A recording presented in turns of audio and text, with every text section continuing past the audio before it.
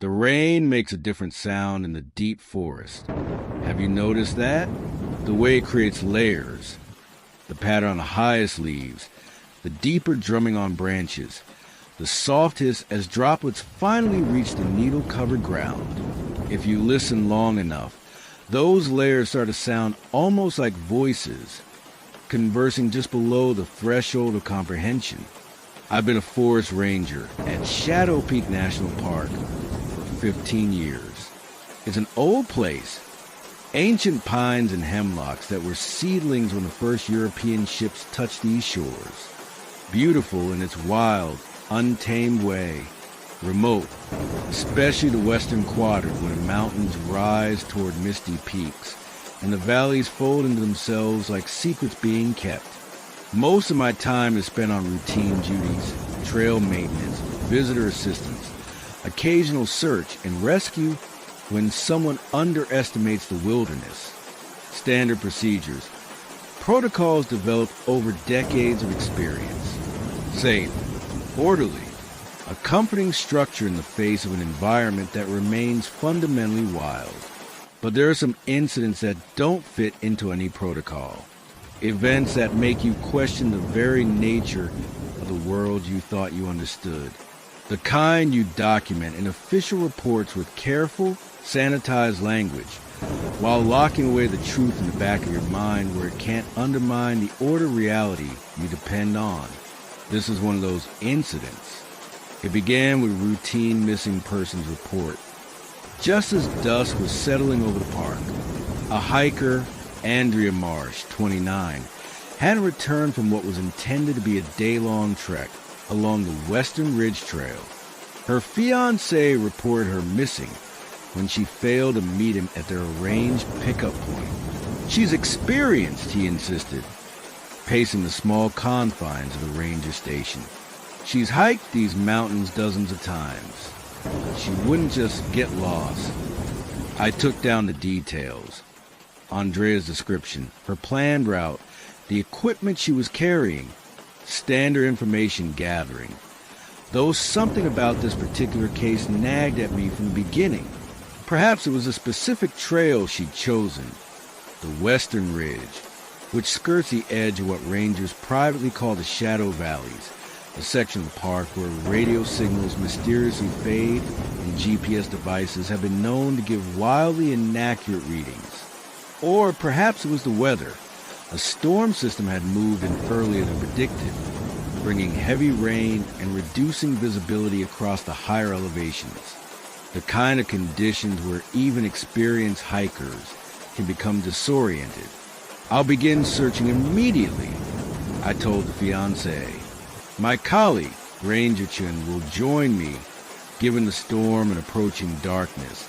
I'd normally recommend waiting until morning, but as she's still on the Western Ridge, exposure could be a concern.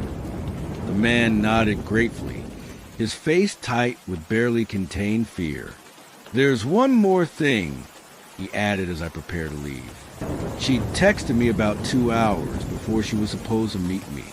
Said she'd seen some kind of light in the valley below the ridge. A building where no building should be, she said. She was going to investigate. I paused. Something cold sliding down my spine that had nothing to do with the rain, beginning to patter against the station windows. Did she describe this building? Just said it looked like a lighthouse, he replied with a small, confused shrug. Which makes no sense, obviously. We're hundreds of miles from the ocean. A lighthouse. The words echoed in my mind, triggering a memory I'd long tried to suppress. 7 years earlier, another hiker had gone missing in that same area. Before his radio died, he'd reported seeing a lighthouse in a valley that, according to every map and survey, contained nothing but unbroken forest. His body was found 3 days later at the base of a cliff, the apparent victim of a fall and poor visibility. But I'd been part of a recovery team, and I'd seen his face, seen the expression frozen on it. Not fear, not surprise as you might expect from someone in the midst of a fatal fall. wonder, awe, as if he'd seen something miraculous just before death. I kept this recollection to myself as Chun and I prepared for the search, gathering our gear and checking weather updates.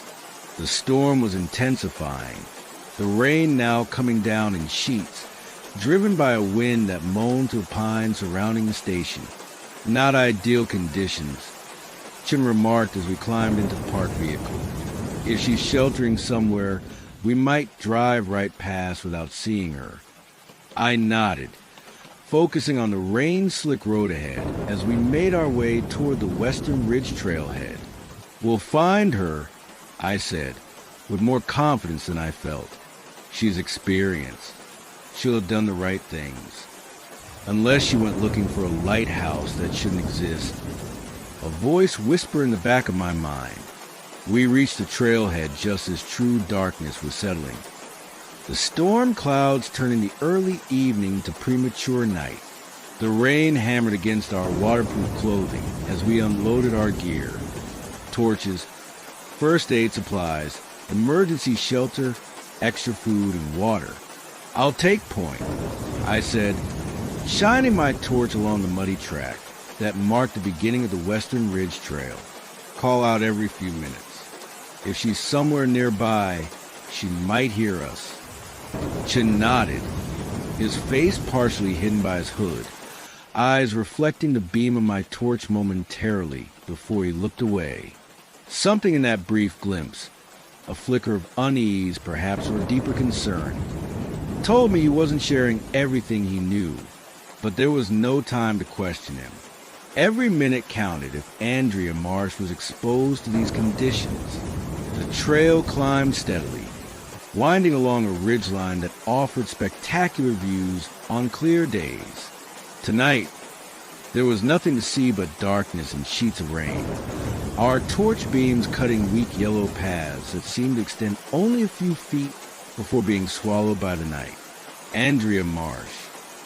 I called every 100 yards or so.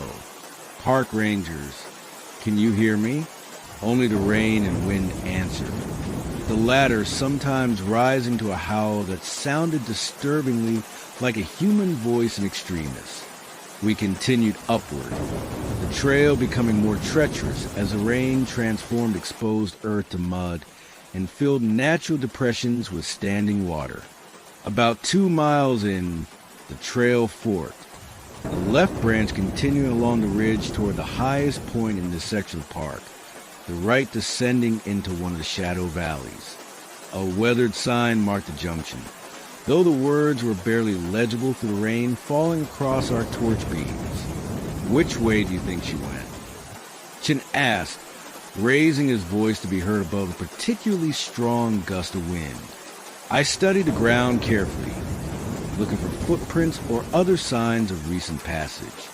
The rain had washed away most evidence, but I spotted a partial boot print in a patch of mud just beyond the junction, pointing toward the right fork, the descending trail. Down, I said, pointing out the print. If she saw a light in the valley, she would have taken this path. Chin hesitated, playing his torch along the descending trail. It disappeared into darkness after just a few yards, the dense forest on either side creating a tunnel of shadows that our lights barely penetrated. I don't like this, he said, his voice low. There's nothing down there. No shelters, no structures, nothing but forest and the old mining ruins. But those are miles further in. I looked at him sharply. You know something. It wasn't a question. Chin met my gaze and looked away, focusing on a rain-slick trail descending into darkness. Just stories, he said, from hikers, from some of the older rangers who used to work this section. People seeing things that shouldn't be there. A building like a tower with a light at the top, always in bad weather, always when they're alone. A lighthouse, I said. He nodded. That's what they call it. The lighthouse in the pines. Just a local legend. What happens to the people who see it? I asked, Though I suspected I already knew the answer, Chen's expression was grim. They disappear, or they die in accidents shortly afterward. Falls, exposure, wild animal attacks, all explicable, all fitting the official reports. But they all see the lighthouse first. I finished for him. He nodded again. We should turn back, call for a full search team for the morning. I understood his reluctance. Every rational argument supported retreat. The weather was worsening, darkness made navigation treacherous, and we had only a vague idea where Andrea Marsh might have gone. But something pulled at me, a certainty that we didn't have until morning, that she didn't have until morning. You can head back if you want, I said, already starting down the right fork. But I'm going to continue, at least for another mile or two. Chun cursed softly but followed, loyal despite his misgivings. The trail descended steeply, switchbacking down into a valley that grew darker with each step, the trees pressing closer, their branches forming a canopy that the rain penetrated only as a fine mist. Our torch beam seemed to weaken as we descended, as if the darkness here was somehow more substantial, more resistant to illumination. Andrea Marsh. I called periodically, my voice sounding flat and directionless in the dense, wet air. Park rangers. Call out if you can hear us. No human response came, but as we descended deeper into the valley, I began to notice something strange. The wind that had been howling across the exposed ridge was silent here, replaced by a different sound, a rhythmic mechanical creaking, like old gears turning or rusted hinges, swinging in a slow, regular pattern. Do you hear that? I asked Chun, stopping to listen more carefully. He nodded, his expression uneasy in the reflected light of our torches. Sounds like machinery, but there's nothing mechanical down here. No infrastructure of any kind on the maps. Andrea.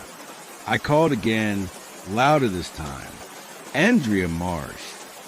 The creaking continued, uninterrupted by my shout, apparently unaffected by our presence. We pressed on, the trail now leveling out as we reached the valley floor. The trees here were different, older, larger, their trunks twisted into shapes that seemed almost deliberate, almost designed. The ground was spongy underfoot, thick with centuries of accumulated needles and leaves that muffled our footsteps.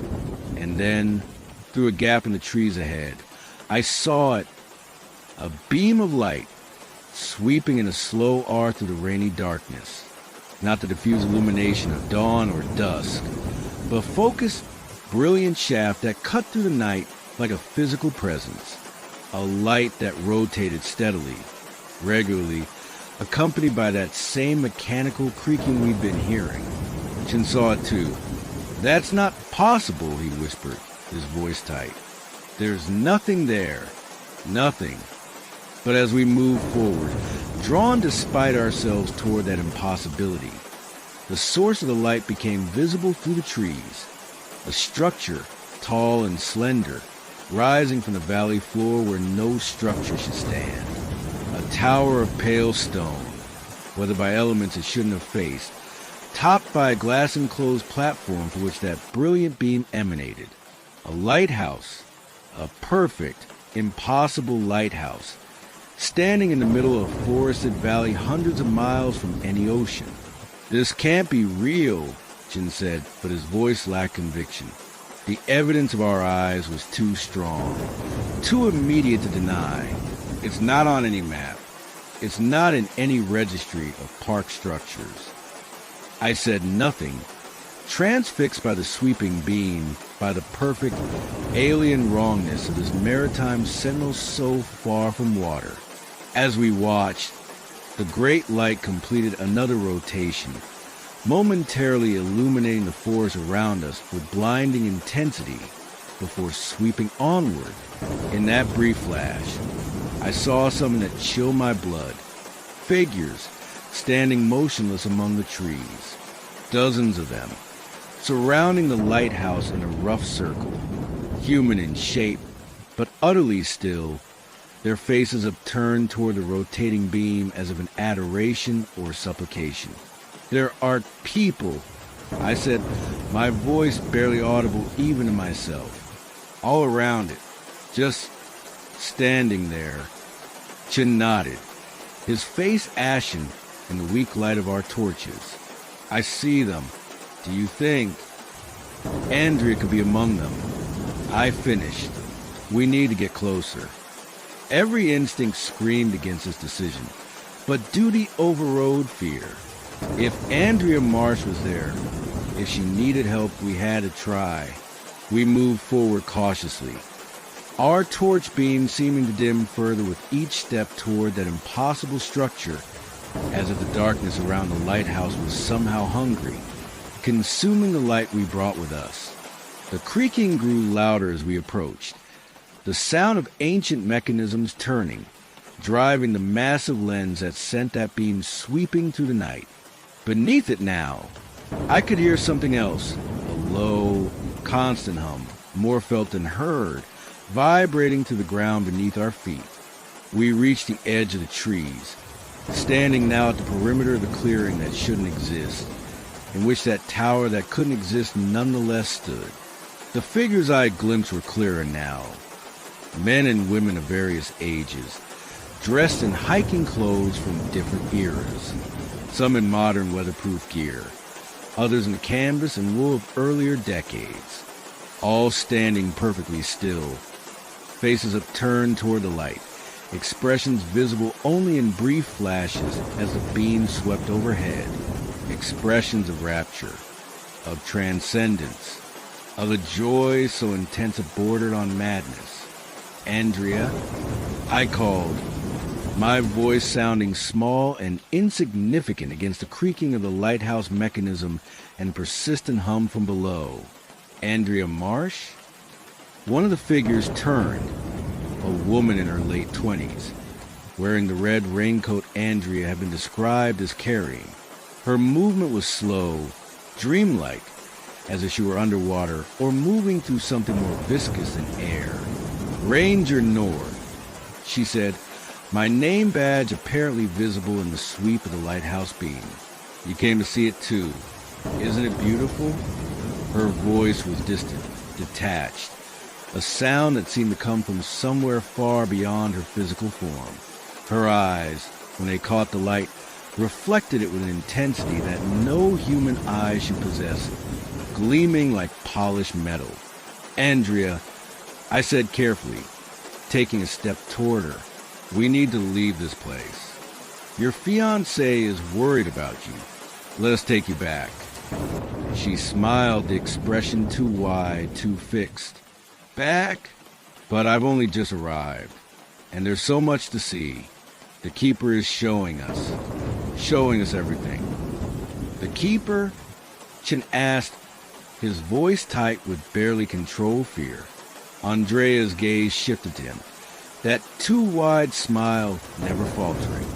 "In the lighthouse, at the top where the light turns. They've been here so long, waiting for people who can understand what they show, what they remember." "What do they remember, Andrea?" I asked, taking another cautious step toward her. Her expression changed then, the smile fading, replaced by something solemn, almost reverential. "Everything," she whispered. "The beginning, the ending, all the moments between. They remember what was, what will be, what might have been, and they show it to us in the light." As if on cue, the beam swept over us again, momentarily blinding in its intensity. When my vision cleared, Andrea turned away, resuming her place in that circle of silent watchers. And the door at the base of the lighthouse, a door I hadn't noticed before, stood open. Light spilled from it. Not the harsh, brilliant beam from above, but a softer, warmer illumination that nonetheless seemed to pulse with the same rhythm as that mechanical hum vibrating through the ground. An invitation, a welcome. Chin gripped my arm. "We need to leave," he said, his voice shaking. "Now, whatever this is, we can't help her. We need backup. If we leave, we'll never find this place again," I said, with a certainty I couldn't explain. "You know the stories. It appears in storms, when people are alone or lost. We might never have another chance." "Chance for what?" Chin demanded. "To end up like them?" He gestured toward the circle of entranced figures surrounding the lighthouse. I had no answer that would satisfy him or myself. Only a compulsion, a need to understand what was happening here, what this impossible lighthouse was, and why it had appeared to Andrea Marsh, to the hikers 7 years ago, to however many others had found their way into this valley over the decades. "Stay here," I said, disentangling my arm from his grip. "Keep calling to Andrea. Try to get through to her. I'm going to see what's inside." "North, don't," Chin began, but I was already moving toward that open door, drawn by the pulsing light within, by the promise of answers to questions I hadn't even known to ask. The interior of the lighthouse was a single, circular room, its walls the same weathered stone as the exterior. A spiral staircase wound upward along the curved wall, leading to the platform above where the great light turned. The room was empty of furniture or ornamentation, yet it didn't feel abandoned. It felt waiting. The light that had appeared warm and inviting from outside now revealed itself as something more complex, a shifting, swirling illumination that seemed to emanate not from any single source, but from the very air itself. It pulsed in perfect synchronization with that mechanical hum, which was louder here, more insistent. I took a cautious step toward the staircase, drawn upward by a curiosity that overrode my growing sense of wrongness, of danger. Whatever waited at the top, whatever operated that impossible light, I needed to see it, to understand. The stairs creaked beneath my weight, the sound merging with the rhythmic groaning of the mechanism above. As I ascended, the quality of the light changed again, no longer merely shifting, but now showing images, fleeting glimpses that appeared and vanished in the swirling illumination. A forest, pristine and untouched by human hands. The same forest being cleared, trees fallen to axes and saws. A town rising where the forest had been, then fallen to ruin as decades passed in moments. The forest returning, reclaiming what had been taken, but different now. Darker, watching, waiting. The images came faster as I climbed higher, a kaleidoscope of past and present and what might be future, all overlapping, all somehow true simultaneously. I saw myself as I was, as I had been years earlier, as I might be years hence. I saw Chun, standing outside, his face upturned now toward the beam, his expression beginning to mirror those of the other watchers. And I saw what waited at the top of the lighthouse, what had always been waiting through all the iterations of forest and clearing in town and forest again, what had been here before the first tree, before the first human foot touched this continent. The Keeper.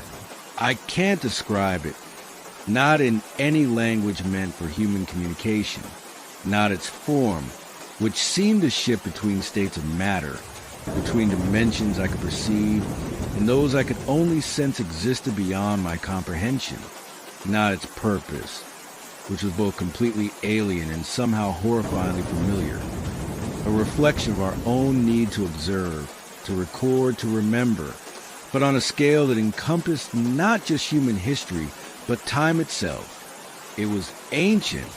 It was patient. It had been collecting observers for longer than humanity had existed, drawing them to its light. showing them what it remembered, incorporating their memories into its own. A vast archive of experience, of perspective, growing with each new watcher who answered its call. Not malevolent, not exactly, but utterly inhuman in its methods, in its understanding of what it meant to preserve memory, to share knowledge. I stood frozen on the stairs, unable to retreat, unable to advance further. The keeper turned his attention to me, or what passed for attention, in a being so fundamentally different from anything I had context to understand. I felt myself being examined, being evaluated, felt it reaching into my mind, sifting through memories, experiences, knowledge, selecting, choosing what it would preserve, what would add to its vast, impossible archive. And I understood what happened to those who saw the lighthouse, why they disappeared, or died in apparent accidents shortly after. They became part of the archive.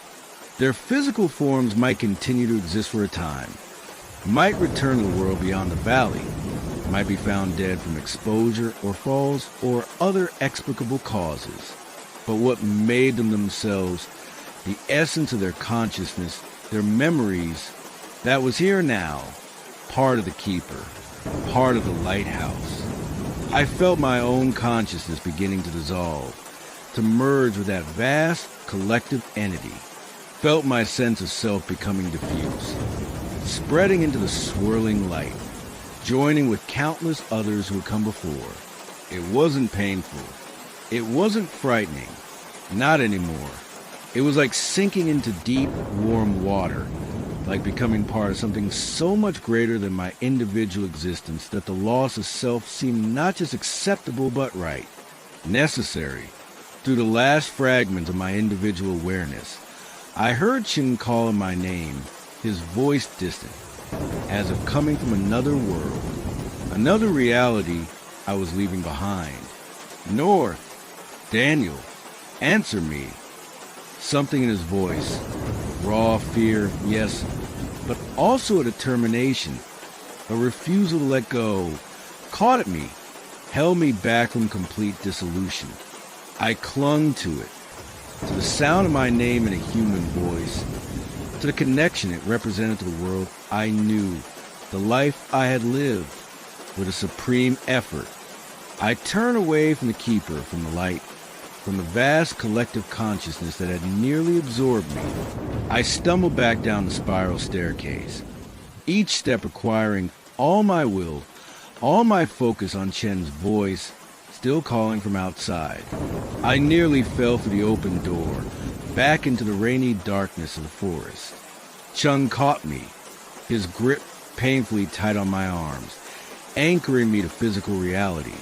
"Your eyes," he whispered, horror in his voice. "North, your eyes." I couldn't see my own eyes, of course, but I knew what he was seeing. The same metallic gleam I had observed in Andrea Marsh's gaze. The mark of someone who had looked into the lighthouse, who had begun to merge with what waited within. "We need to go," I managed to say, my voice sounding distant and strange in my own ears. "Now, before it's too late." Chen didn't argue, supporting me as my legs threatened to give way. He turned us back toward the trail that had led us into the valley. I tried not to look back at the lighthouse, at the circle of watchers surrounding it. Tried not to hear the creaking of its mechanism, the hum of its impossible existence. But as we reached the edge of the trees, I couldn't help myself. I turned for one last glimpse. The lighthouse stood as before, its beams sweeping through the rainy night. The watchers remained in their circle, faces upturned in rapture, all except Andrea Marsh, who had turned to watch our departure, that too wide smile fixed on her face. She raised a hand in what might have been farewell or invitation, and in her eyes, catching the sweep of the beam, I saw not just a metallic gleam I had noticed before, but something more, a reflection, not of the lighthouse's light, but of what waited inside. The keeper, looking out through human eyes, watching, remembering. I don't recall much of our journey back to the trailhead. Fragments only, slipping in mud, branches whipping against my face, Chen's constant one-sided conversation as he tried to keep me grounded in reality. By the time we reached our vehicle, dawn was breaking, a gray, reluctant light filtering through still falling rain. The official report states that Andrea Marsh remains missing, presumed dead from exposure or fall in hazardous conditions.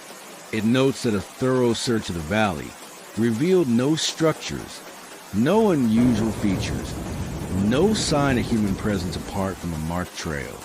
It makes no mention of a lighthouse where no lighthouse should be. No mention of watchers standing in silent communion with something ancient and patient and utterly alien. No mention of the fact that sometimes when I catch my reflection in a mirror or window, my eyes gleam with an unnatural light.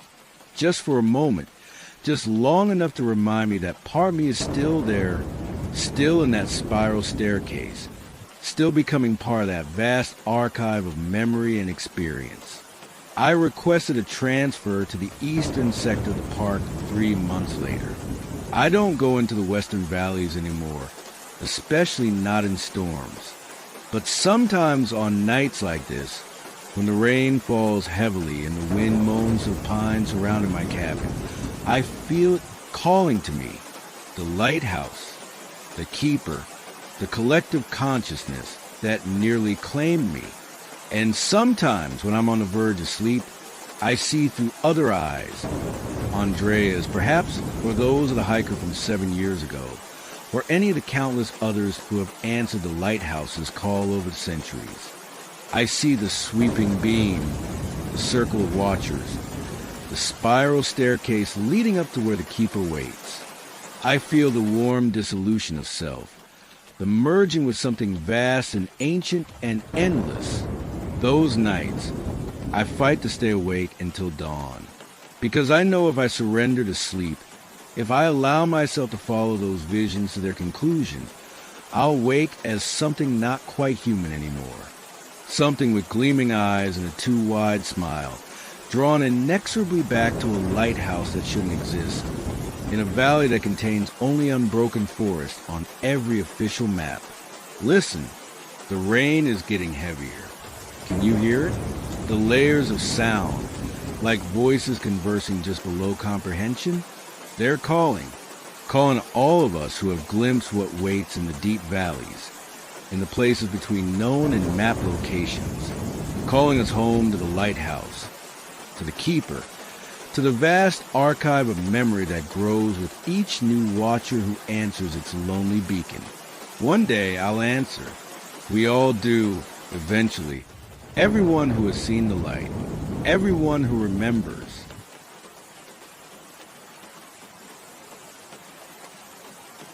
The rain sounds different tonight, heavier, more insistent, as if each drop were deliberately placed.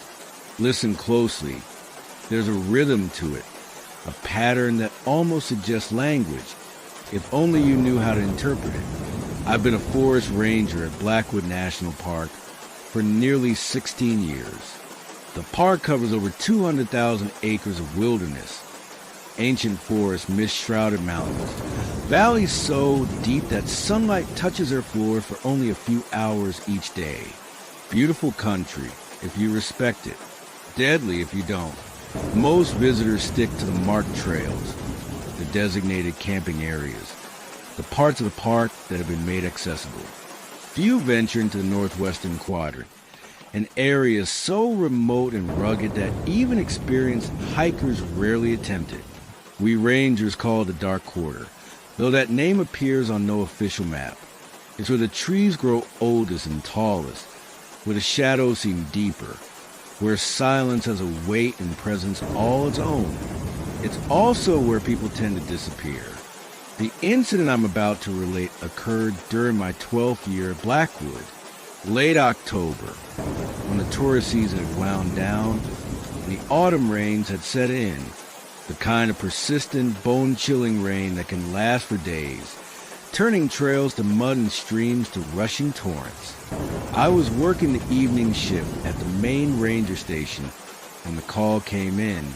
A woman, her voice steady but tight with controlled fear, reporting that her husband had returned from a photography expedition in the park. He was only supposed to be gone for the day, she explained. Just wanted to photograph the waterfall in Last Echo Canyon while it was running high from all the rain. He knows the area well. He's been hiking there for years. I took down the details. Jonathan Wells, 41, experienced hiker and professional nature photographer. He'd left their rental cabin near the park's edge at dawn, telling his wife he'd be back before sunset. It was now approaching 9 p.m., fully dark, and there had been no word from him. Has he ever stayed out this late before without contacting you? I asked, already preparing the standard missing persons form. Never, she replied firmly, and he always carries a satellite phone for emergencies. I've tried calling it repeatedly, but it goes straight to voicemail. That detail concerned me. Last Echo Canyon was indeed remote, but a satellite phone should have worked there, unless something had happened to the phone itself, or to its owner. I'll drive out to the Last Echo trailhead and check if his vehicle is still there. I told her, if it is, we'll organize a search team for First Light tomorrow. Please, she said, her composure finally breaking slightly. Please find him. He wouldn't just not come home. I drove out to the trailhead as a fresh wave of rain swept across the park, drumming against my vehicle's roof, reducing visibility to just a few yards beyond my headlights. The Last Echo trailhead was a small gravel lot at the end of an unpaved forest road, serving as the access point for several of the park's more challenging hiking routes, including the path to the canyon and waterfall that Jonathan Wells had reportedly been heading for. His car was there, a blue Subaru Forester with photography gear visible through the windows. I checked the registration through the Rain Street glass, confirming it matched the details his wife had provided. The vehicle appeared to have been there for some time, rain having washed away any fresh tire tracks and gravel. I radioed back to the station, reporting my findings and requesting a search team be organized for dawn. Then, against my better judgment, I decided to do a preliminary check of the immediate trail area. If Wells had been injured close to the trailhead, he might be within earshot, and if he was exposed to these conditions all night, I pulled on my rain gear, checked my torch and emergency supplies, and set out along the trail to Last Echo Canyon. The path was barely visible in the darkness, transformed by rain into a shallow stream in places. My torch beam seemed feeble against the encompassing gloom, catching raindrops in cones of light that limited rather than enhanced visibility. Jonathan Wells. I called every 100 yards or so. Park ranger, can you hear me? My voice sounded muffled, swallowed by the dense forest and steady rainfall. No response came but the drumming of water on leaves and the occasional distant rumble of thunder. I'd gone perhaps half a mile when I found the first sign that something was amiss, a high-end camera lens lying half buried in mud beside the trail. I picked it up carefully, noting that despite being wet, it showed no signs of damage. Not dropped accidentally, then, but placed. I secured it in my pack and continued on, calling Wells' name more frequently now, my sense of unease growing. The trail to Last Echo Canyon is challenging even in good conditions. Steep in sections, crossing several streams that can swell to dangerous levels after heavy rain. In the current weather, with darkness limiting visibility, it was treacherous. I moved carefully, aware that a fall or misstep could leave me injured and alone in one of the most remote sections of the park.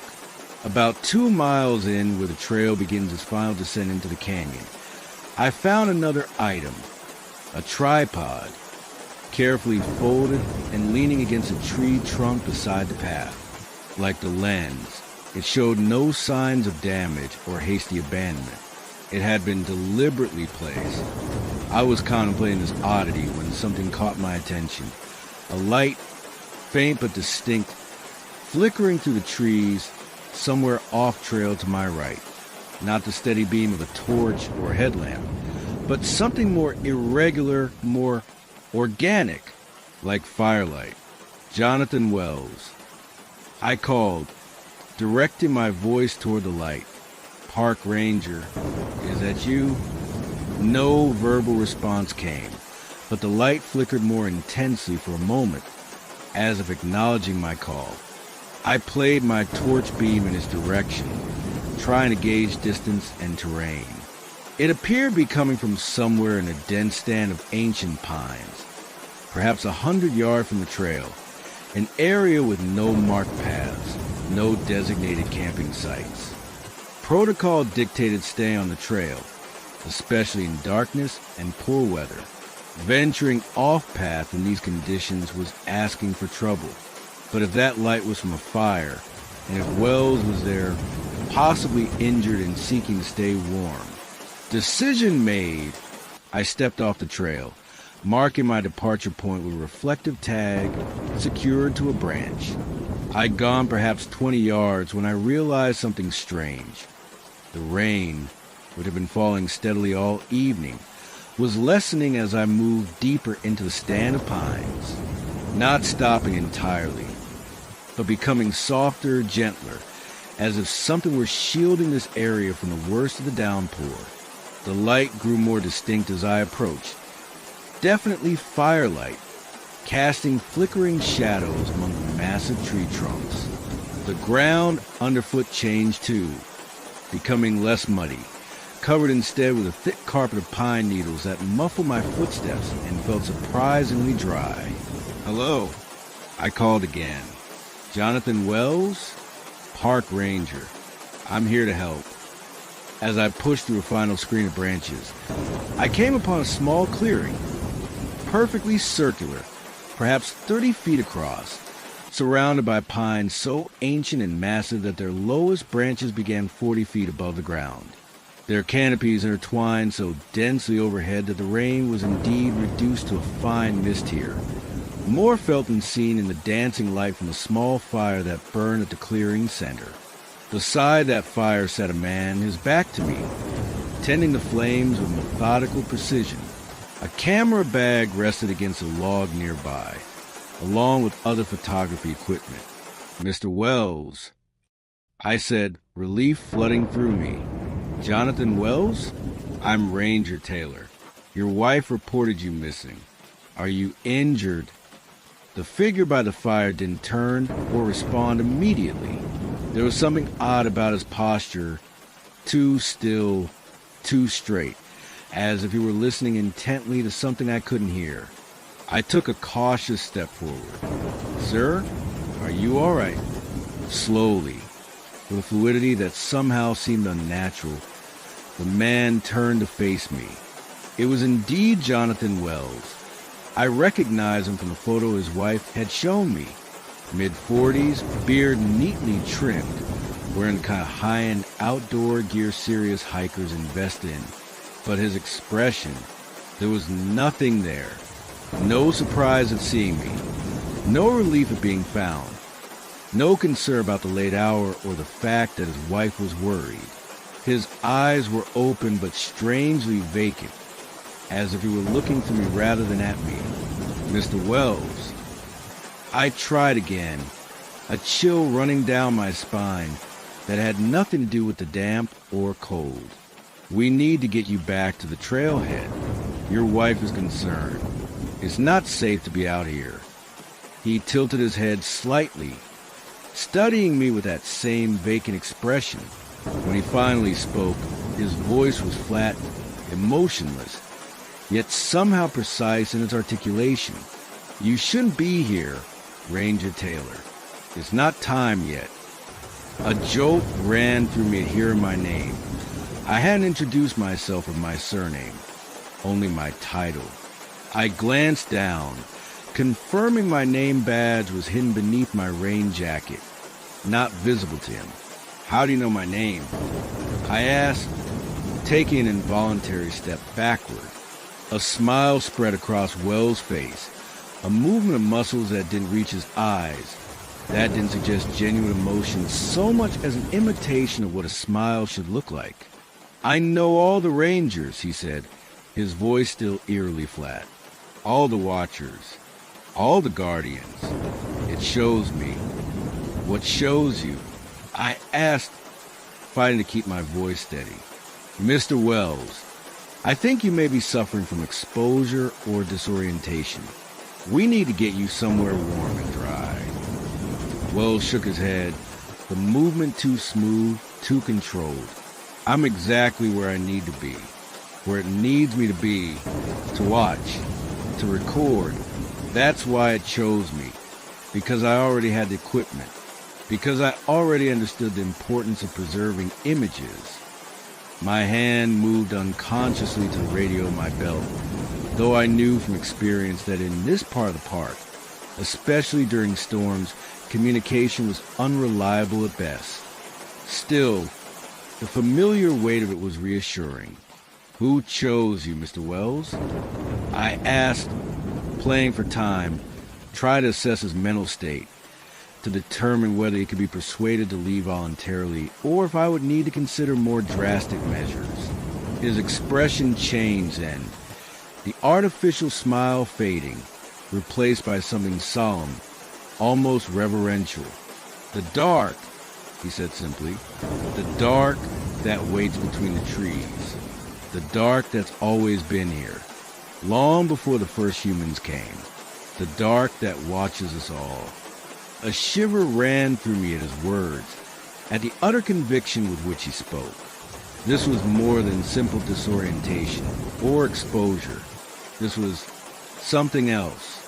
"Mr. Wells," I said firmly, "I need you to pack up your equipment. We're leaving now, returning to the trailhead. Your wife is waiting for you." He shook his head again, that same too smooth motion. "I can't leave. Not until I've finished recording. Not until it's seen everything it needs to see." "Recorded what?" I asked despite myself. In answer, Wells turned and reached for his camera bag. As he moved, I noticed something I hadn't seen before, a thin, dark substance that seemed to cling to him, traced along his exposed skin like delicate black veins. Not dirt, not mud, but something else, something that shifted and pulsed with its own subtle rhythm. He withdrew a camera, a high-end digital model with multiple lenses attached. But it too had changed, altered in ways that defied explanation. Dark veins similar to those on Wells' skin crawled across its surface, merging with the metal and plastic, transforming it into something that was no longer entirely mechanical, no longer entirely separate from the man who held it. "It needs eyes," Wells said, raising the camera toward me. "Human eyes see differently than it does, perceive differently. That's why it chooses us, photographers, rangers, hikers, people who already look closely at the world. It borrows our vision, learns through us." As he pointed the corrupted camera in my direction, I saw something moving within the lens. Not a reflection, not a trick of firelight, but something alive, something watching from inside the glass and metal, peering out at me through the aperture like a window, something ancient and patient, and hungry for new perspectives. I bolted. All thoughts of protocol, of duty, of helping the lost hiker, all washed away in a tide of primal terror. I turned and ran, crashing through the screen of branches I'd pushed aside earlier, back toward where I thought the trail must be. Behind me, I heard Wells call out, his voice no longer flat, but resonant with something that might have been regret or might have been anticipation. "It's too late, Ranger Taylor. You've been seen. You've been chosen. You just don't know it yet. I ran blindly through the darkness, my torch beam bouncing wildly as I scrambled over fallen logs and pushed through dense undergrowth. The rain, that had been so oddly gentle in the clearing, returned with vengeful force, sheeting down to the canopy, turning the forest floor into treacherous mud that threatened to send me sprawling with each step. I don't know how long I ran, or in which direction. My only thought was to put distance between myself and that clearing, between myself and Jonathan Wells with his corrupted camera and those dark veins crawling beneath his skin. When I finally stopped, gasping for breath, legs trembling with exhaustion, I realized with sinking horror that I was completely lost. The reflective tag I placed to mark my departure from the trail was nowhere in sight. My torch beam revealed nothing but anonymous trees and undergrowth in every direction, all looking identical in the darkness and rain. I tried my radio, unsurprised when only static answered me. Tried to orient myself using the limited stars visible through breaks and clouds. But the forest canopy was too dense, allowing only occasional glimpses of the night sky. Insufficient for navigation. With no better option, I chose a direction that seemed to slope upward, reasoning that the trail to Last Echo Canyon generally followed a ridge line before its final descent. If I could reach higher ground, I might be able to reorient myself, might find a landmark I recognized. I walked for what felt like hours, the rain eventually subsiding to a gentle patter, then stopping altogether.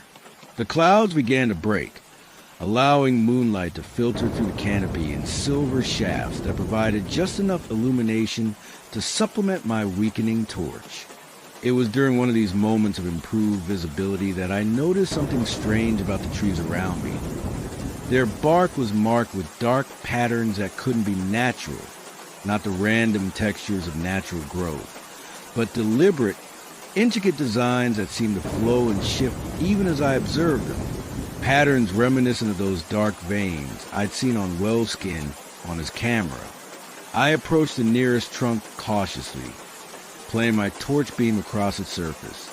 The patterns were indeed similar, delicate, branching lines of substance that seemed neither solid nor liquid, but something in between, something that moved with subtle purpose. And as I watched, the pattern changed, rearranging itself before my eyes into a shape I recognized immediately. My own face, rendered in those dark, flowing lines. A perfect likeness, down to the smallest detail. Looking back at me from the tree trunk, I stumbled backward, a cry of shock escaping me before I could suppress it. The face on the tree didn't move, didn't change expression. Just watched me with eyes made of that same dark substance, eyes that somehow conveyed a patient, ancient hunger. I turned to flee again and found myself facing another tree.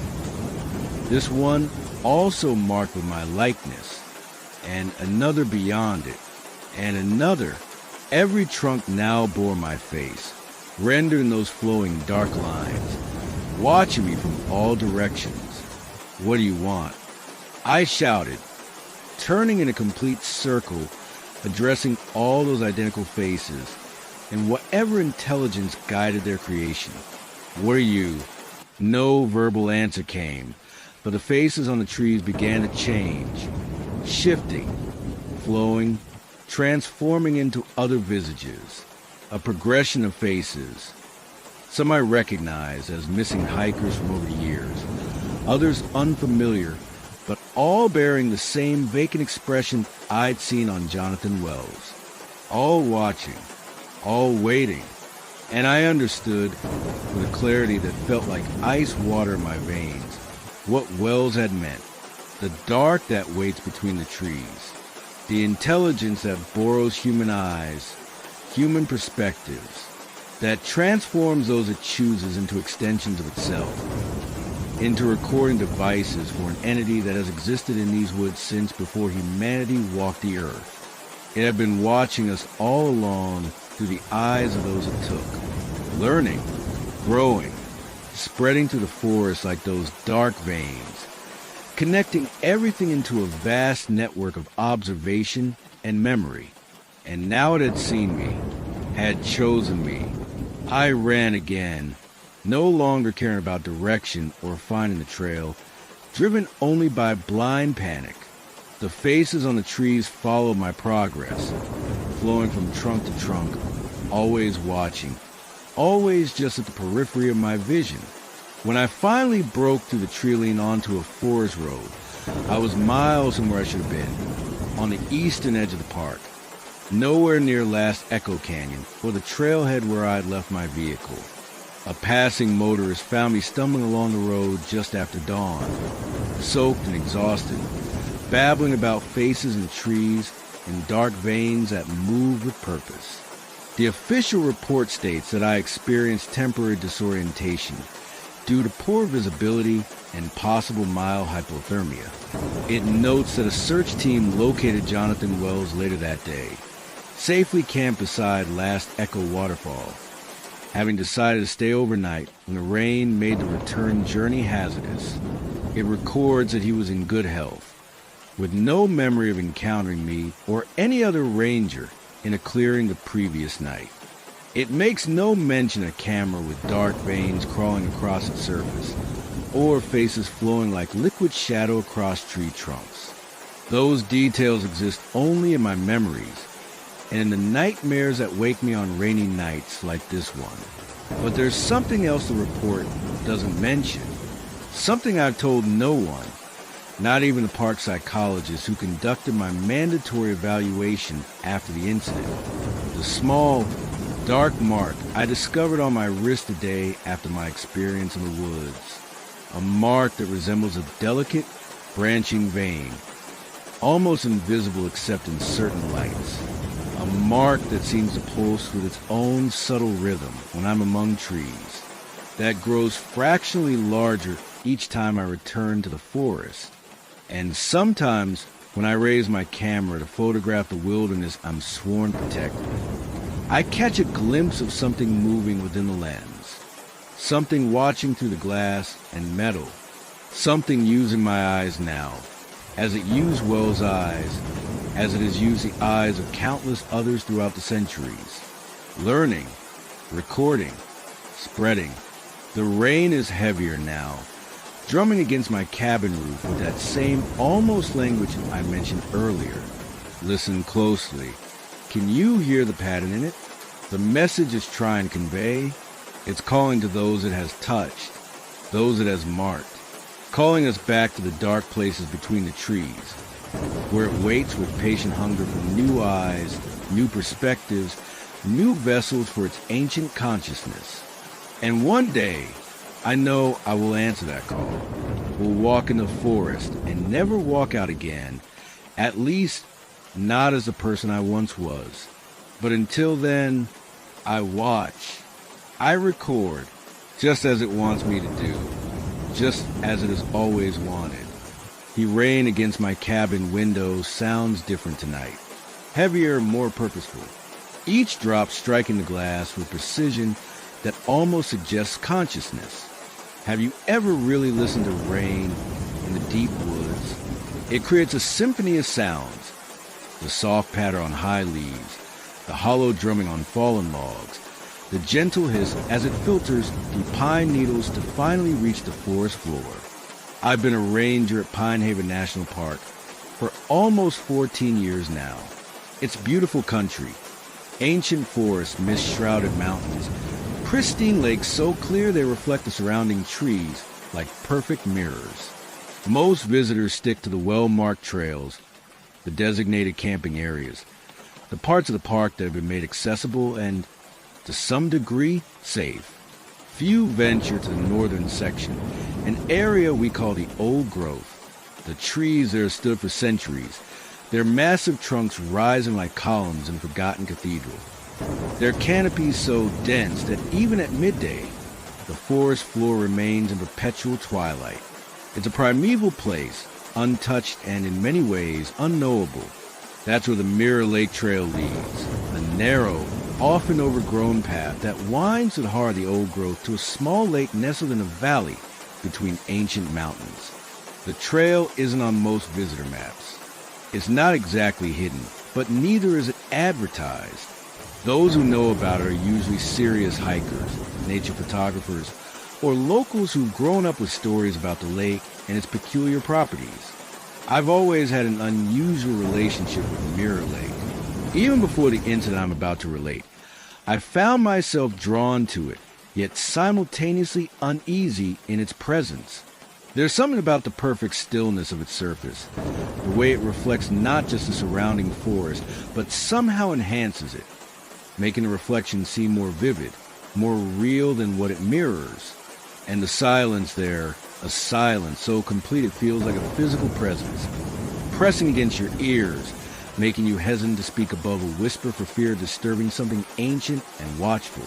The incident occurred during my 9th year at Pine Haven, late October, when the tourist season had wound down and the autumn rains had set in.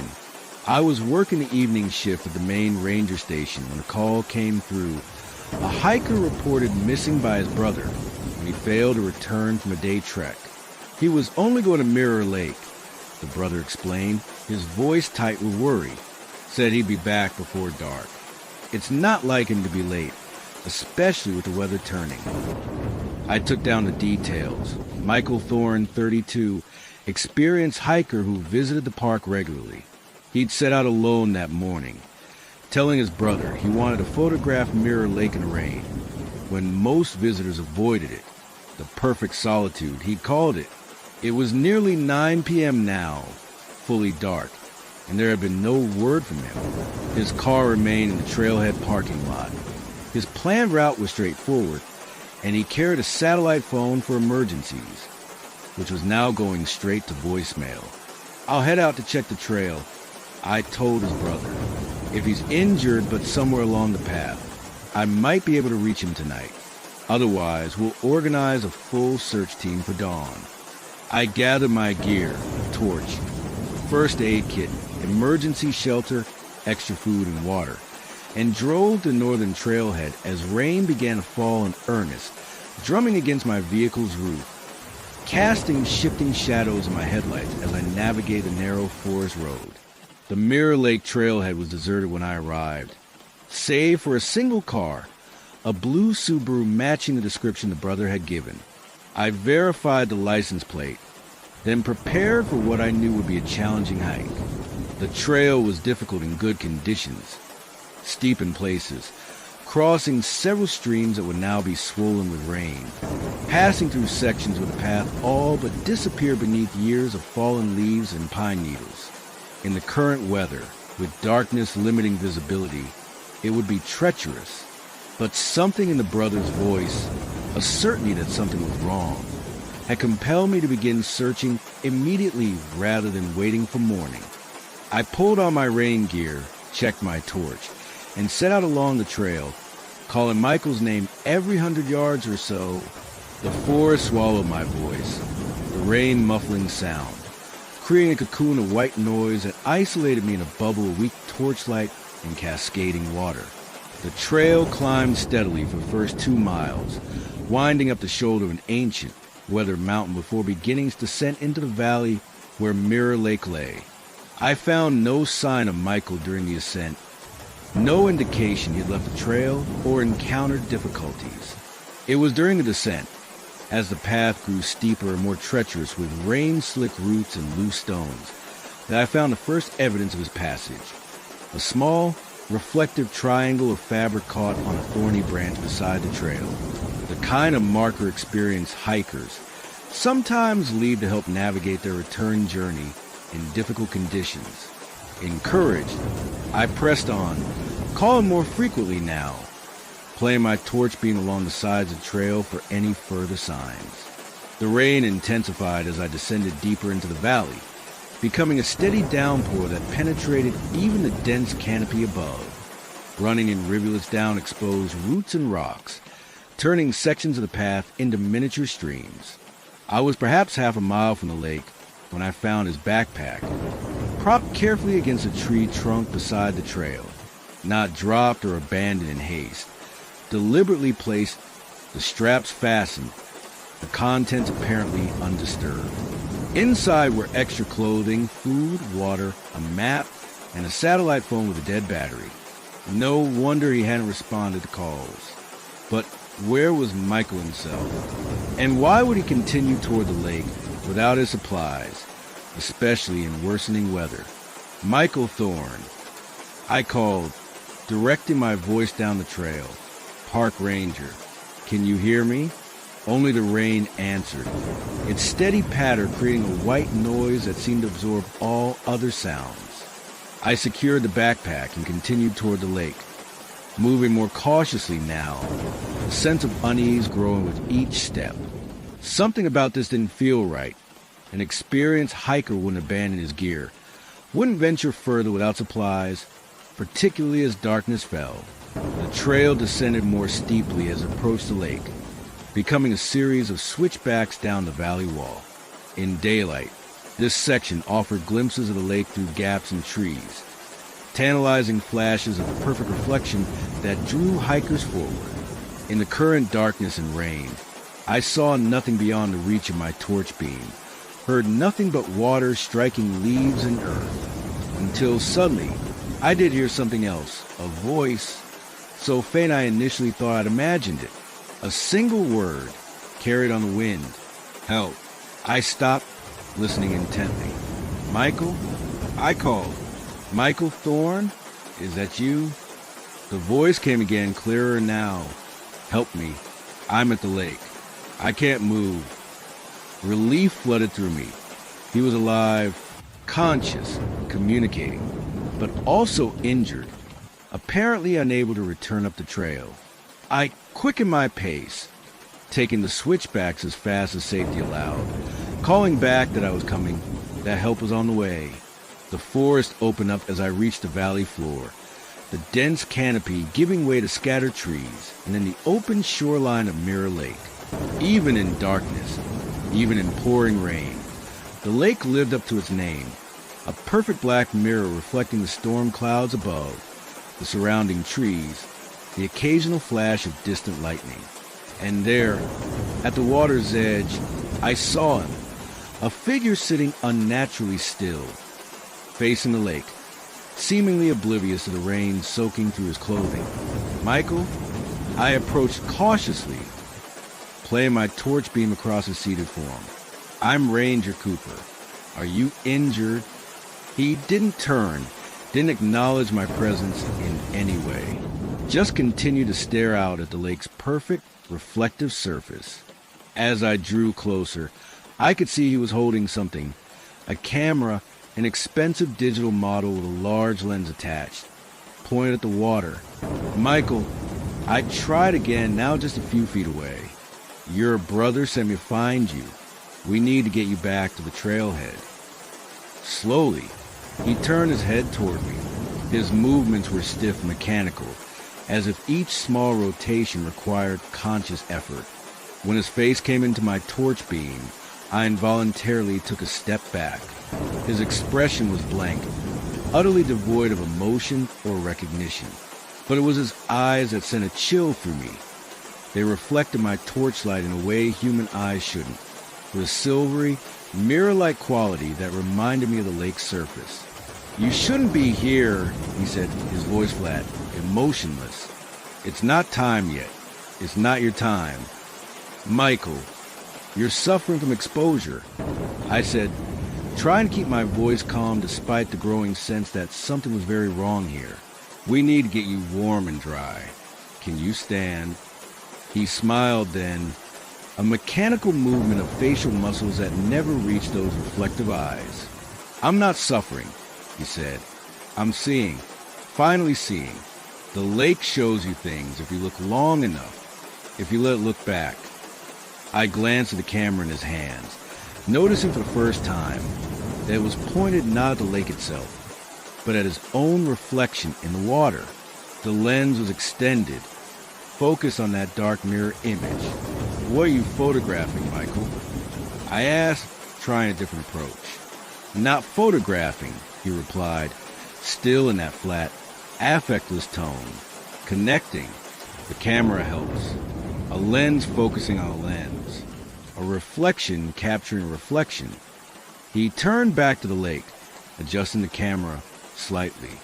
It's been here so long, he continued, watching through the water. All water is connected. Did you know that? All water remembers.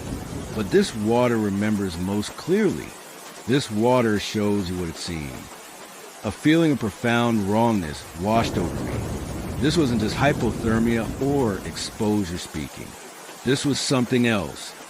Something that made the hairs on my neck stand on end despite the warmth of my waterproof clothing. We need to leave now, I said firmly, reaching for his arm. Your brother is worried. We need to get you medical attention. My fingers closed around his jacket sleeve, and I recoiled immediately. Despite the rain soaking him through, his arm was ice cold. Not the chill of someone caught in bad weather, but a deep, penetrating cold that seemed to radiate outward from his core. And where my hand had touched him, a silvery shine remained on his sleeve, like a patch of mirror, reflecting my torch beam back at me with perfect clarity. Don't touch me, he said, still not looking away from the lake. Not until I've seen everything. Not until it's shown me all it remembers. What is it showing you, Michael? I found myself asking, even as every instinct screamed at me to leave, to drag him away from the lake's edge by force if necessary.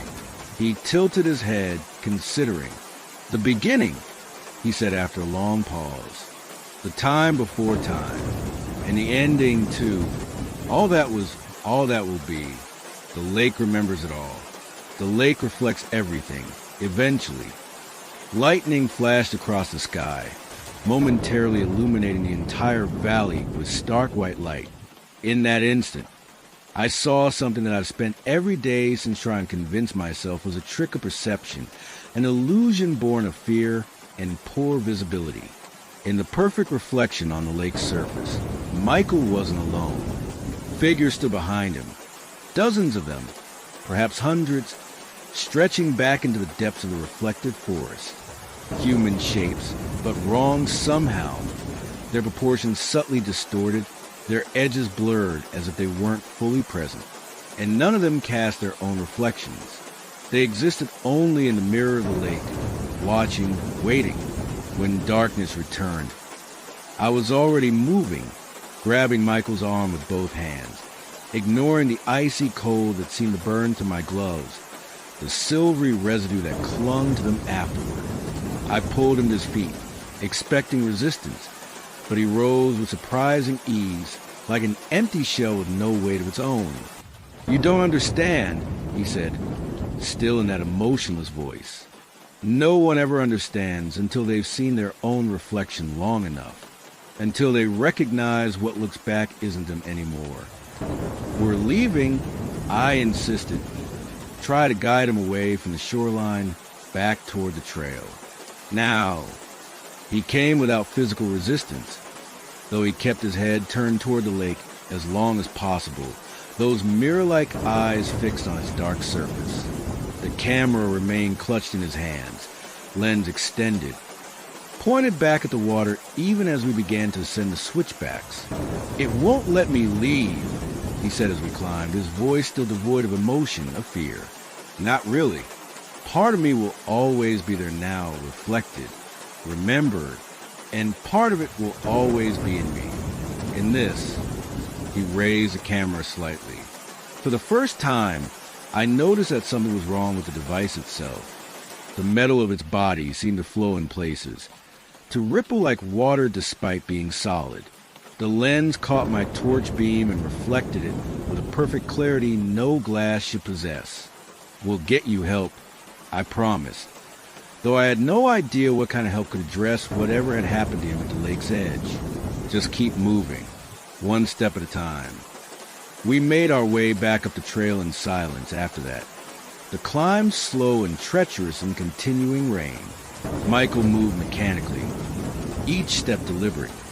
his gaze now fixed straight ahead with an unblinking intensity that was almost as unsettling as his earlier behavior. When we finally reached the trailhead in my vehicle, dawn was breaking, a gray, reluctant light filtering through the still-falling rain.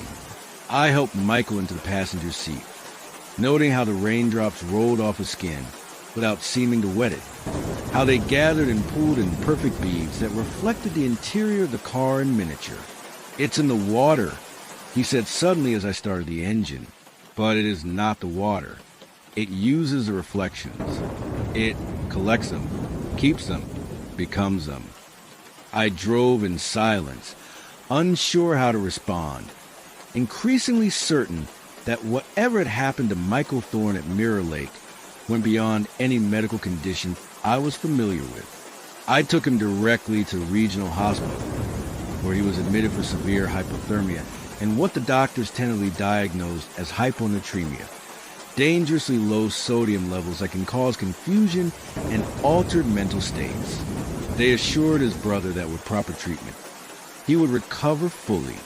The official report states that Michael Thorne became disoriented after spending several hours photographing Mirror Lake in poor weather conditions, leading to exposure and electrolyte imbalance.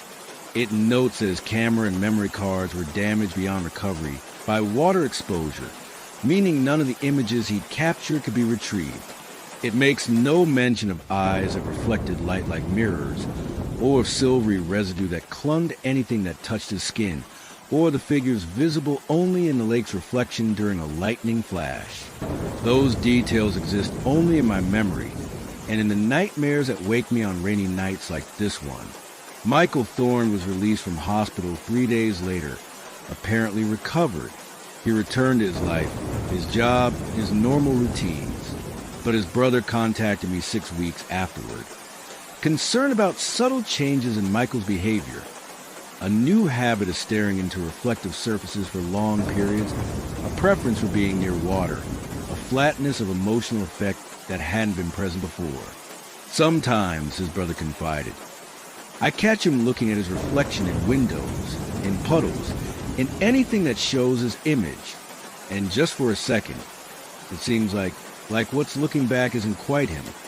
I advised him to seek specialized psychiatric help for his brother, suggested possible trauma responses, dissociative conditions that might explain the behavior, all the rational explanations I'd been clinging to myself.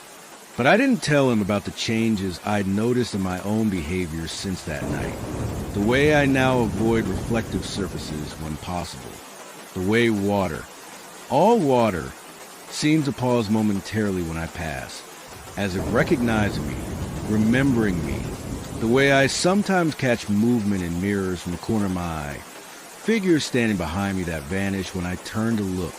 And I didn't tell him about the camera, Michael's camera, which he left in my vehicle that night. The one I'd intended to return to him, but instead locked away in a storage box in my cabin's attic. The one whose metal body flows like liquid when no one is watching. The one I sometimes hear clicking late at night as if taking photos on its own. The one that, when I finally worked up the courage to check its memory card, contained hundreds of images of Mirror Lake, all taken after I found Michael, after the camera should have stopped functioning. Images showing the lake's perfect reflective surface, and in it, shadows of figures standing on the shore, growing clearer with each photo, drawing closer, looking back through the lens with eyes like silver mirrors. Looking at me, I haven't been back to Mirror Lake since that night. I requested reassignment to the southern section of the park, as far from the old growth as possible. But sometimes in the deep stillness before dawn, I feel it calling me, not in words, but in a pull like gravity, drawing me northward back to that perfect reflective surface. Because that's the thing about mirrors. They remember everyone who looks into them, everyone who sees themselves reflected. And sometimes, if you look long enough, what looks back stops being your reflection and starts being something else. Something that was waiting all along for someone to provide a way out. The rain is falling harder now, drumming against my cabin roof, forming puddles on the ground outside my window, perfect little mirrors, reflecting the night sky, the surrounding trees, the light from my room. And if I look closely enough, I can see faces in those reflections, watching me, waiting for me to come closer, to look deeper, to finally recognize what's been looking back all along.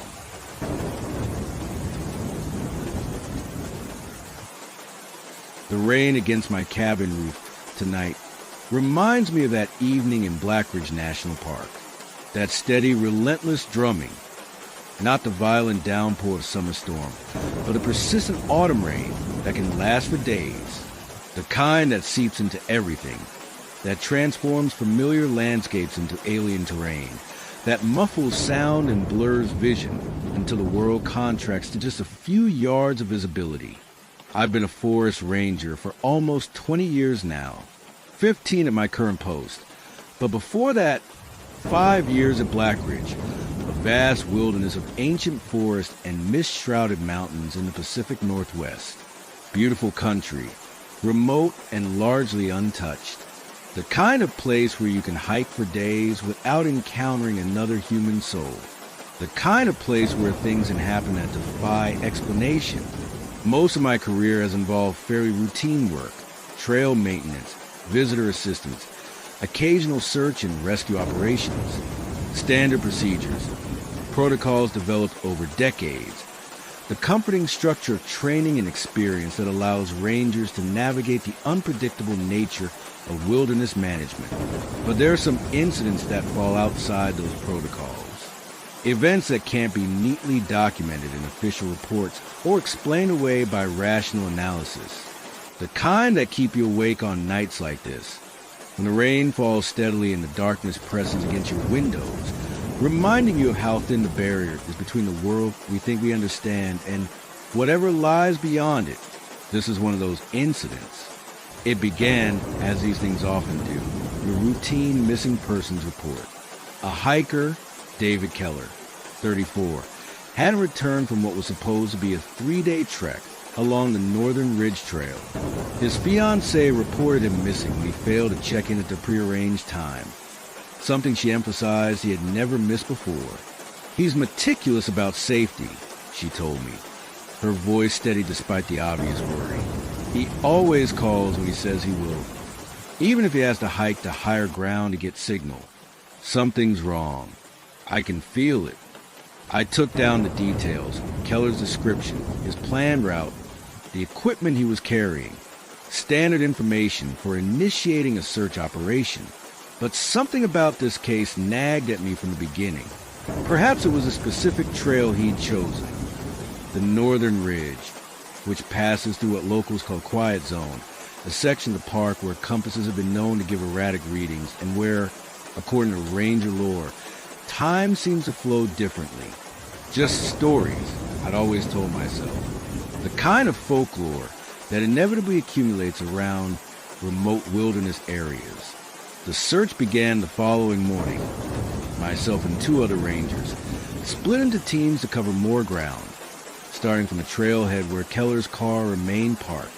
The weather had been deteriorating for days, the rain falling steadily, transforming trails into muddy streams and making progress slow and treacherous. I took the section of trail that led directly into the Quiet Zone, following Keller's registered route along the ridge before it descended into an old-growth valley that contained some of the most ancient trees in the park. The forest there was different, darker, denser, the trees twisting into shapes that seemed almost deliberate, almost designed. The rain intensified as I hiked, reducing visibility, dampening sound until even my own footsteps seemed distant and muffled. I called Keller's name periodically, the sound swallowed by the dense vegetation and steady rainfall. About 4 miles in, where the trail begins its descent into the valley, I found the first sign of Keller's passage, a small camping area just off the main path, showing evidence of recent use. A fire pit with cold ashes, protected from the rain by an overhanging rock, the remnants of a temporary campsite, though the tent itself was gone, presumably packed up when he continued his journey. I radioed my discovery to the other search teams, then pressed on, following what should have been Keller's route according to his file plan. The trail grew steeper, more challenging as it wound down into the valley, the ancient trees growing larger and more densely packed, their canopies creating a ceiling so thick that the rain penetrated only as a fine mist. As I descended deeper, something strange began to happen. The mist grew thicker, not just from the rain filtering through canopy, but a ground-level fog that swirled around the massive tree trunks, obscuring the path ahead and making navigation increasingly difficult. And with it came a silence, not just the muffling effect of rain and fog, but a complete absence of sound that felt almost physical in its intensity. No bird calls, no rustle of small animals in the undergrowth, not even the patter of rain on leaves. Just absolute, perfect silence, broken only by my own breathing and footsteps, which sounded oddly flat, as if the air itself were absorbing the sound waves before they could properly travel. I checked my watch, 11:43 a.m., checked my radio to confirm it was still functioning, though the indicator light showed no signal in this deep valley, standard for this region of the park. Nothing unusual, yet something felt deeply wrong in a way I couldn't articulate, a wrongness that went beyond poor weather conditions or concern for a missing hiker. David Keller. I called again, my voice sounding strange even to my own ears, as if it were coming from very far away. Park Ranger, can you hear me?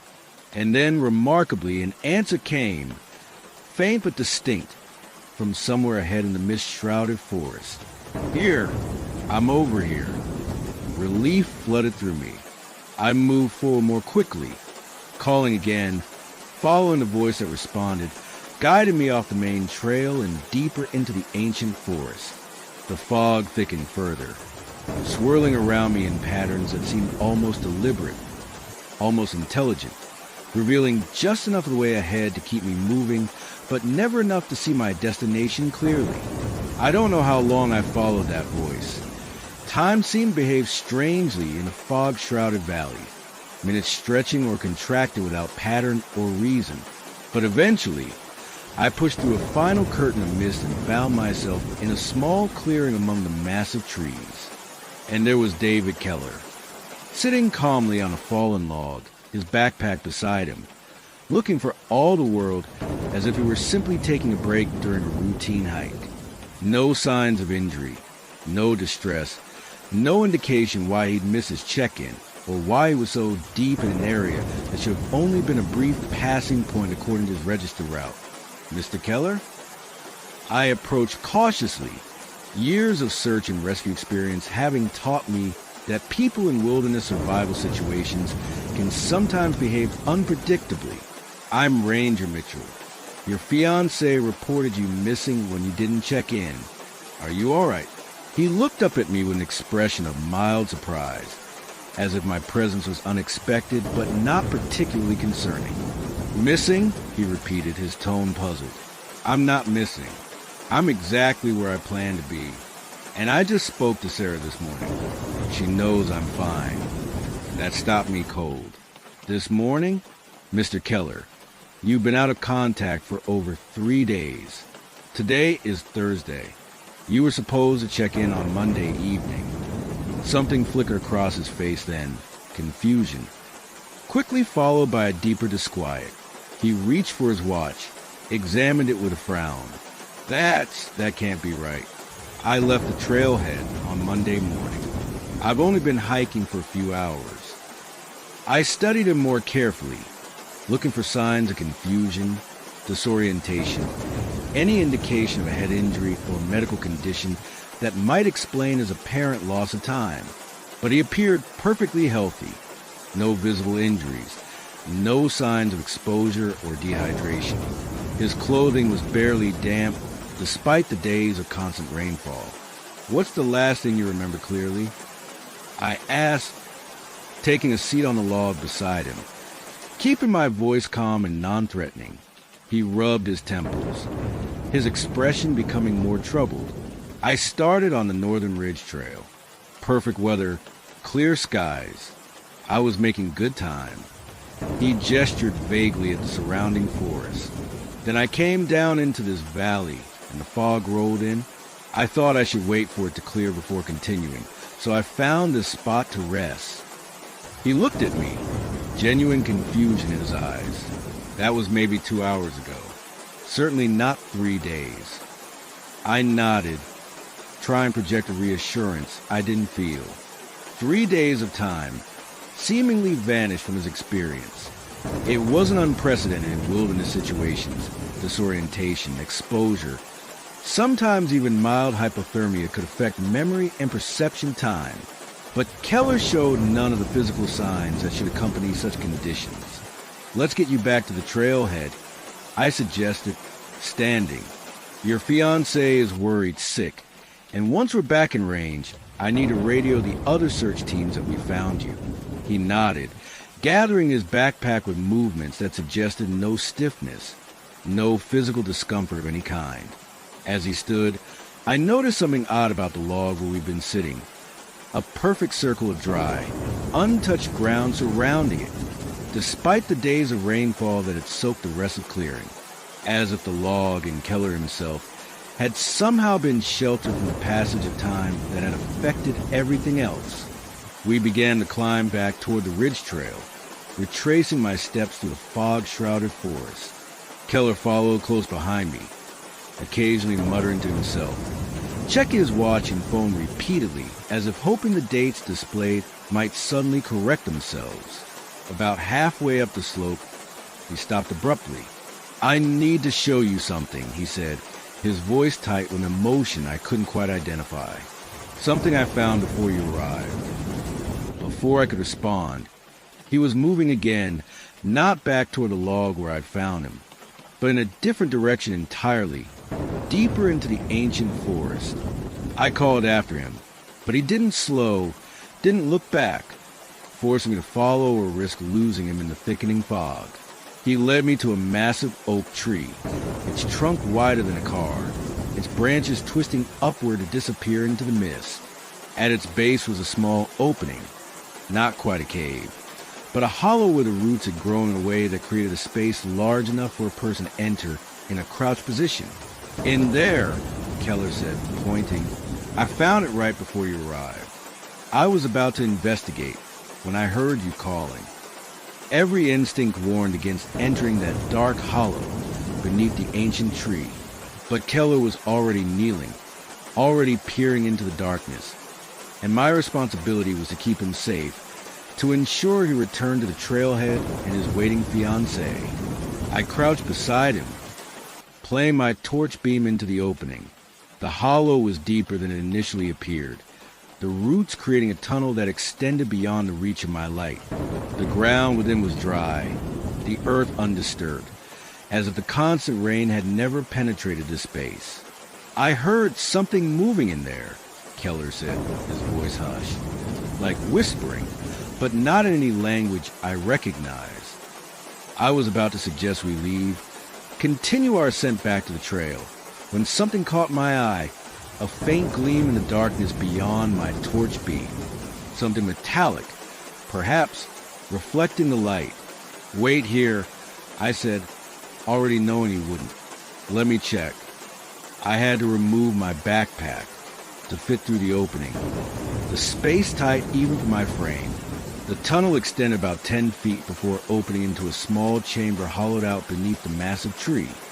The walls formed by twisting roots that looked almost like limbs frozen in movement, almost like they had been deliberately arranged to create this space.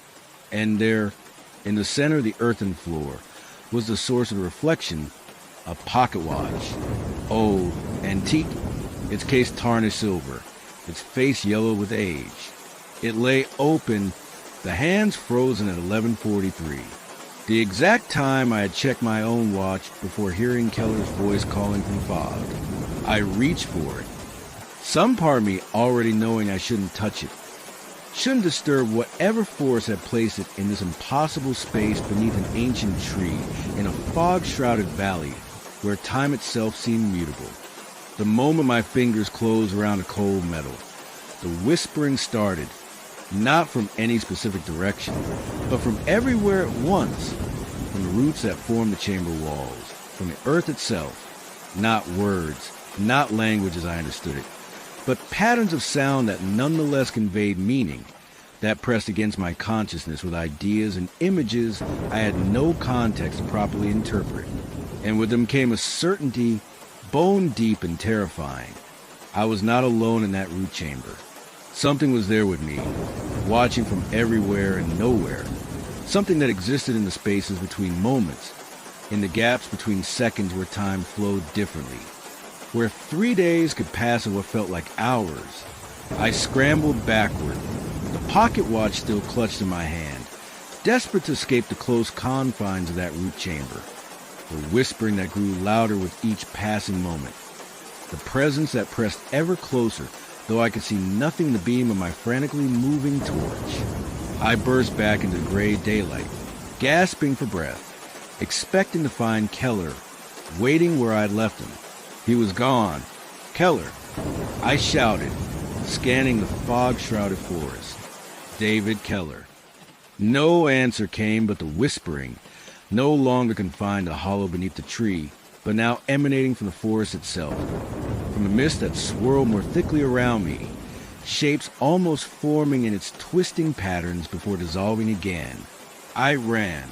Blind panic drove me up the slope, no longer following any path, just desperate to escape the valley, the fog, the whispering that followed close behind. I clutched the pocket watch, unable to make myself discard it despite the certainty that it was somehow connected to whatever dwelled in that place where time behaved differently. I don't know how long I ran, or in what direction. Time continued to slip and slide around me, minutes stretching to what felt like hours, then contracting again in sickening lurches. The fog thickened further, then abruptly cleared as I stumbled onto the ridge trail, gasping for breath, my clothing soaked with sweat and rain. I checked my watch, needing to anchor myself in normal time again. 5:17 p.m., nearly 6 hours since I first encountered Keller in that clearing. 6 hours that felt simultaneously like minutes and days. My radio crackled to life, startling me so badly I nearly dropped it. I was back in signal range. One of the other search team members, voice thick with concern. Mitchell, do you copy? We've been trying to reach you for hours. Where are you? Over. I raised the radio with shaking hands. I copy. I'm on the ridge trail, about 4 miles in from the northern trailhead. I found Keller, but I lost him again. I need backup. Over. Say again? You found Keller? Where? Over. In the valley, but he's gone now. I can't. It's hard to explain. I need backup. Over. There was a pause, and... Mitchell, are you all right? You sound disoriented. What's your exact position? Over. I looked around, trying to orient myself, to find a landmark I recognized. But the ridge trail stretched identical in both directions, the fog still thick enough to limit visibility to a few dozen yards, and the pocket watch in my hand, when I glanced down, still showed 11:43. Its hands frozen despite the gentle tick-tick-tick I could feel against my palm. I don't know exactly. I admit it, somewhere on a ridge above the Old Grove Valley. I'm heading back toward the northern trailhead. Meet me there, and be careful in the valley. Something's wrong there. Time doesn't work right. Over. Another pause, longer this time. When the voice came again, it was cautious, concerned. Mitchell, stay where you are. We're converging on your position based on radio triangulation. Don't move. We'll find you. Over. I should have followed those instructions. Should have stayed put, waited for the other search teams to locate me. But the whispering had returned. Fainter now, more distant but unmistakable. And with it, carried on the swirling mist, a voice that might have been Keller's. Help me. I can't find my way out. Help me? I couldn't ignore it. Whatever had happened to Keller in that valley, Whatever had caused him to lose 3 days of time and then disappear again, I was partly responsible. I had found him and then lost him, left him alone in that place where time slipped and folded like origami. I switched off my radio and headed back down the trail, toward the valley, toward the whispering in the voice that might have been Keller's. The mist closed around me almost immediately, as if it had been waiting, as if it had never truly let me escape. The descent seemed to take both forever and no time at all. One moment I was on the ridge trail. The next I was pushing to the final curtain of fog into the clearing where I had first found Keller. The log was still there, still surrounded by that perfect circle of dry ground. But now there was something else, a line of objects placed with careful precision on the log's weathered surface. A pocket watch, identical to the one I held. Another beside it, the same.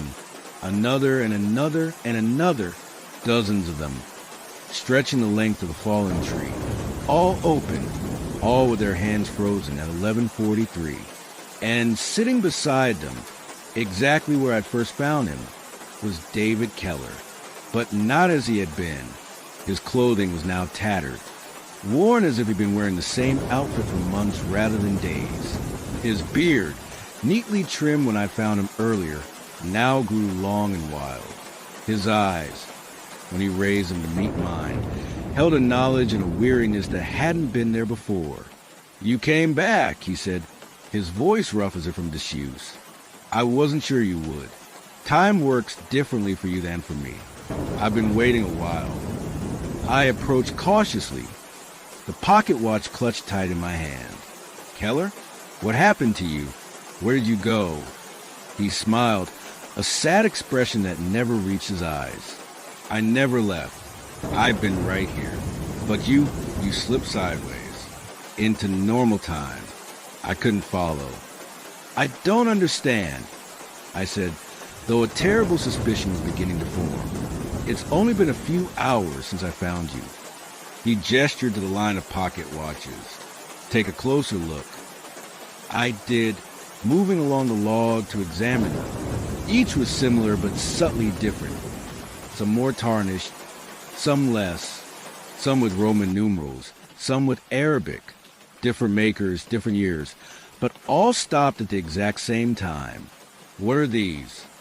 I asked, though I already knew, somehow, already understood with clarity that made my blood run cold.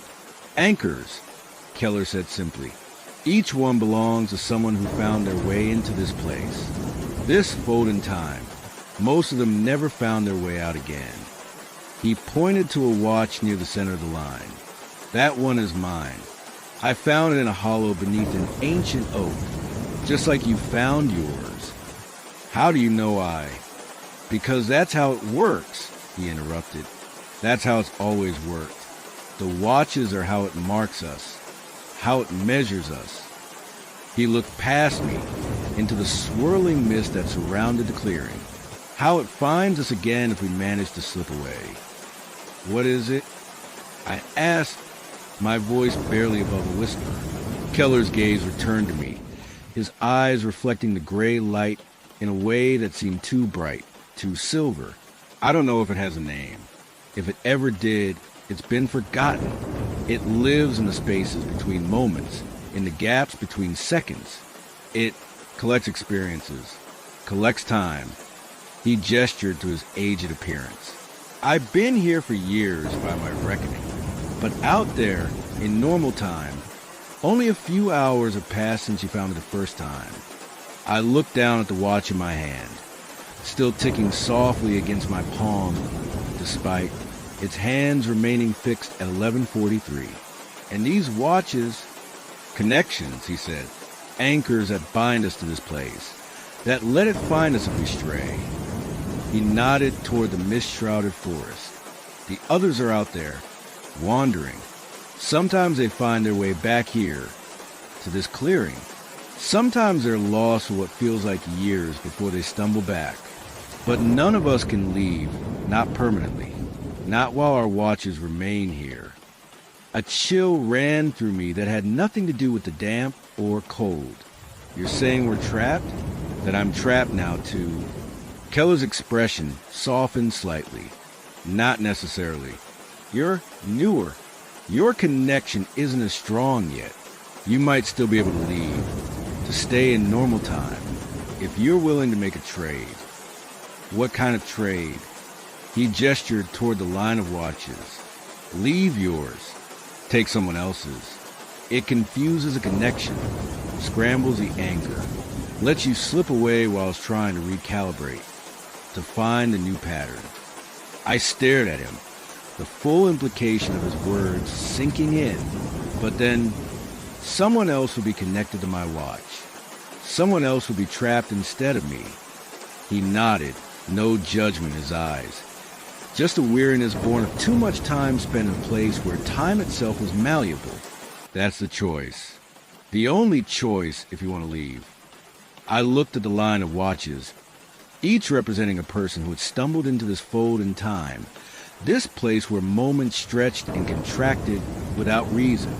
People with lives, families, futures, all suspended in this eternal, fog-shrouded now, including now me, unless I chose to switch my anchor with another's, to escape at the cost of ensuring someone else remained trapped.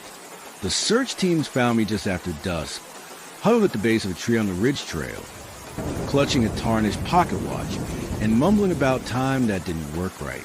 They attributed my disorientation to exposure and possible mild hypothermia, though the medical examination at the ranger station found no physical abnormalities. The official report states that David Keller remains missing, presumed lost in the rugged terrain and poor weather conditions. It notes that experienced hikers can become disoriented in heavy fog, can make fatal errors in judgment when visibility is compromised and familiar landmarks obscured. It makes no mention of a valley where time behaves differently, or of pocket watches stopped at 11:43, or of a presence that exists in the gaps between moments. Those details exist only in my memory, and in the nightmares that wake me on rainy nights like this one. I requested a transfer to the following month. I couldn't stay at Blackridge, couldn't continue to work in a place where I knew such a temporal anomaly existed, where I knew people were trapped, wandering in a fog-shrouded valley that existed partly outside normal time. But distance hasn't helped, because the pocket watch came with me, the one I chose from that long line on the fallen log, not my own which I left behind, creating a connection between this place and whichever poor soul's anchor I took, buy my freedom with another's eternal imprisonment.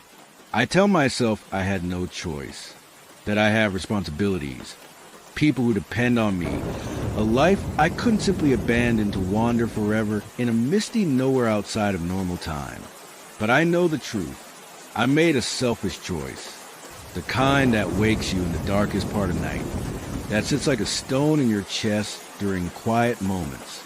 And I live with the knowledge that the watch I took, a silver hunter case model with an ornate engraving of a stag on its cover, belongs to someone who remains there still, someone whose anchor I stole, whose connection I severed and replaced with my own, someone who will never escape that fog-shrouded valley where time flows differently, where moments stretch and contract without pattern or reason, where the whispering comes from everywhere and nowhere, from the gaps between seconds where something watches, something waits, something collects. The watch no longer keeps time. Its hands frozen at 11:43, the moment I enter that fold in reality. But sometimes in the deep silence of night, I hear it ticking, a soft, rhythmic sound that comes not from the watch itself, but from somewhere just beyond normal perception. And with it, barely audible beneath the ticking, the whispering returns.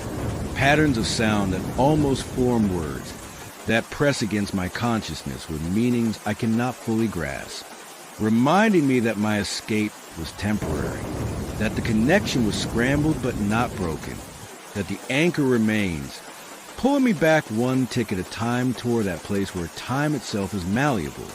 One day, I know, I'll wait to find myself back in that clearing, sitting on that fallen log surrounded by a perfect circle of dry ground in a forest where rain falls constantly. Back where David Keller still waits, still ages while the world outside continues in normal time. Back where dozens of pocket watches mark the presence of those who found their way into a fold in reality and could not find their way out again, including, once again, me. The rain is heavier now, drumming against my cabin roof in that steady, relentless rhythm. Listen closely. Can you hear the pattern in it? The almost words forming in the spaces between drops? Can you hear the ticking?